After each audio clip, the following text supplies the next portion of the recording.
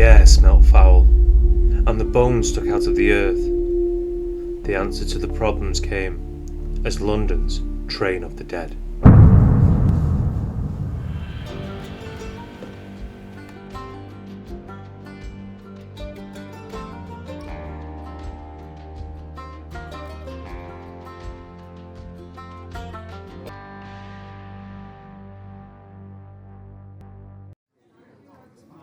(1842).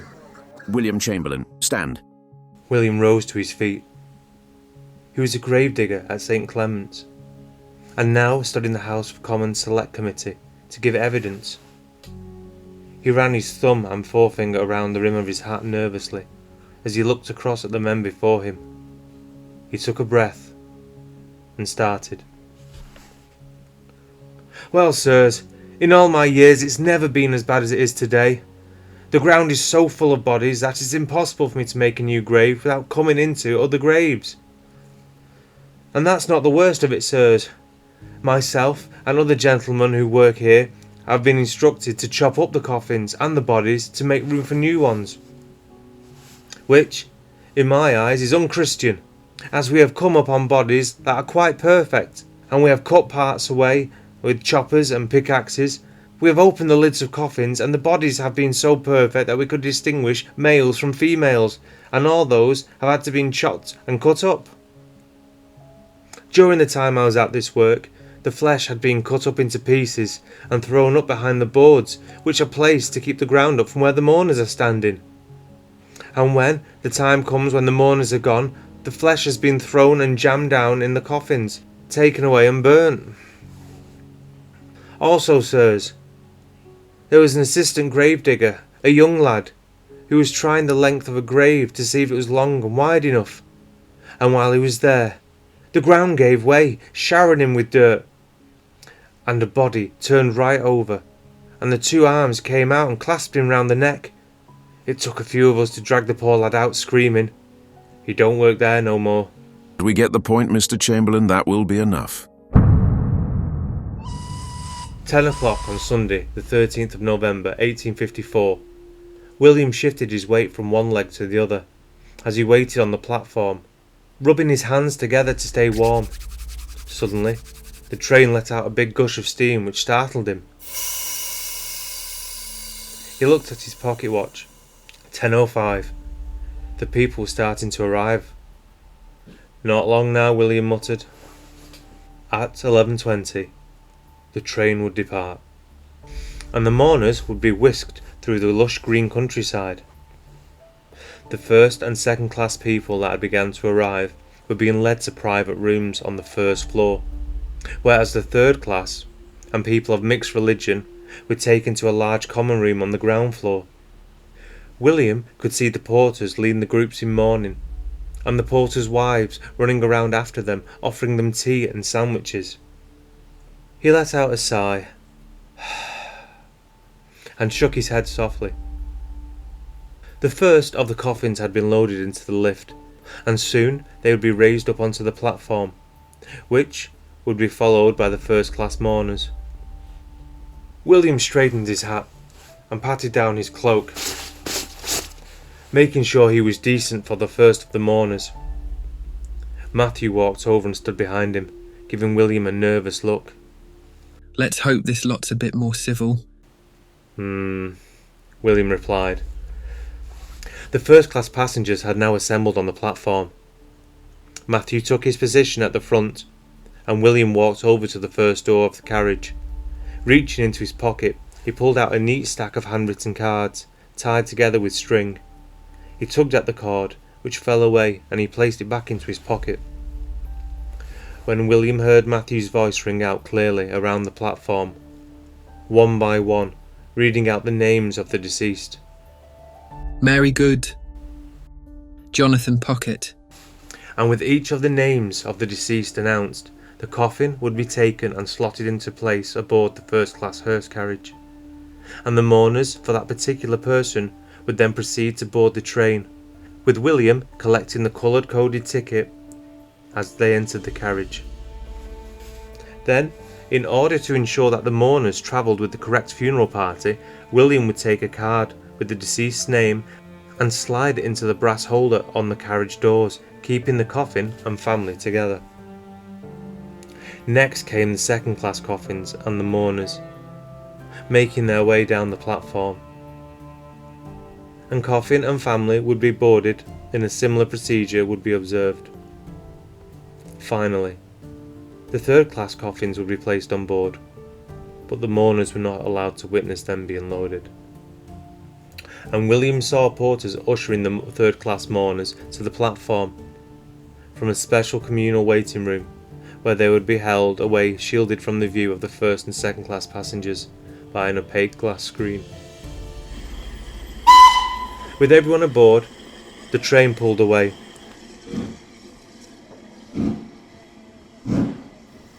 And in no time had left the noise and squalor of London, and was flying through the countryside. William stood rocking with the train, by the door of the second-class carriage. He much preferred this job. He smiled to himself as he watched out the window. He saw villages, cottages, farms, fields, and open tracts of country all appear, then disappear in the blink of an eye. But the longer the journey went, he noticed the wilderness becoming wilder and more solitary. Another thing he noticed was the difference between the luxurious first-class cabin and the third class, which he thought was a slight step up from a cattle wagon. At 12:25, the train shuddered to a halt at the Necropolis Junction, and then reversed down to the cemetery platform. As the train emptied, first class, then second class, then lastly, when no one else was left to see them, the third class and other religions were let off the train. The mourners waited in the refreshment rooms that had been established at both ends of the line for the benefit of the thirsty and the hungry mourners, alongside alcoholic beverages. William walked over to the nearest refreshment room. While taking in the surroundings, he couldn't get over how large and serene this place was. Such a far cry from anything inside London. As he got to the door and placed his hand on the cold brass handle, he saw a sign on the wall by the side of the door. He read it to himself and smiled. Spirit served here. He pulled open the door and walked inside.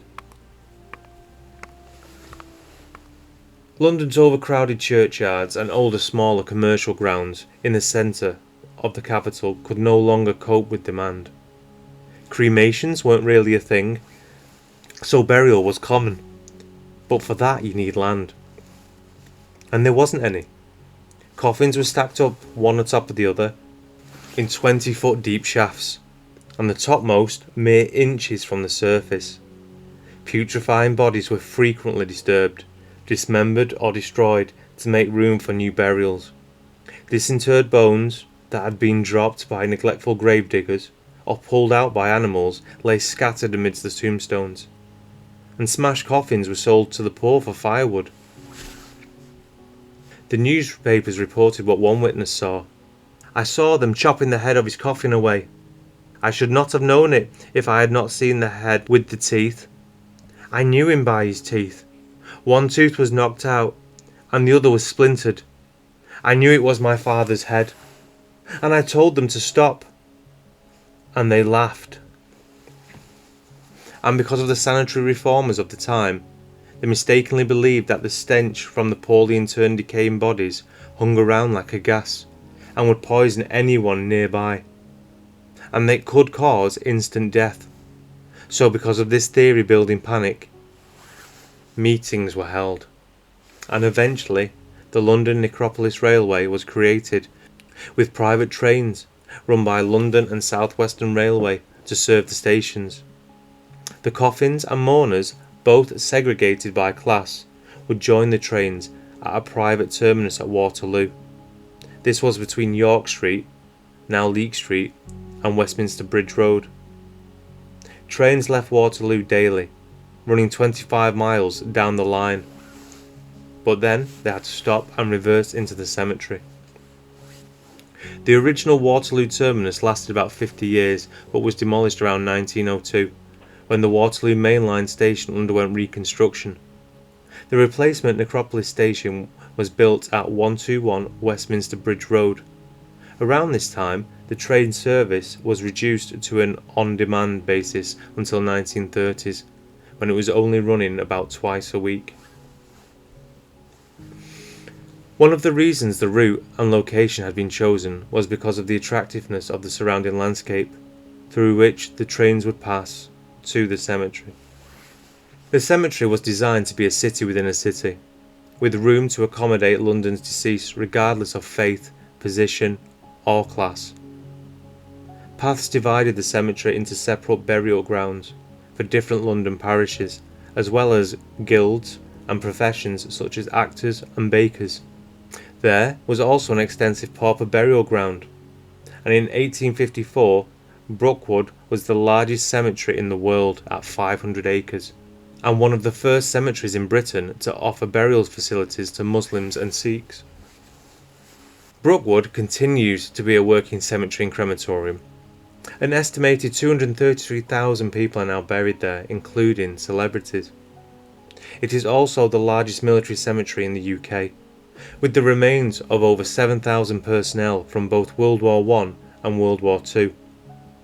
In addition, there are mass graves located there too, and many, many unmarked graves.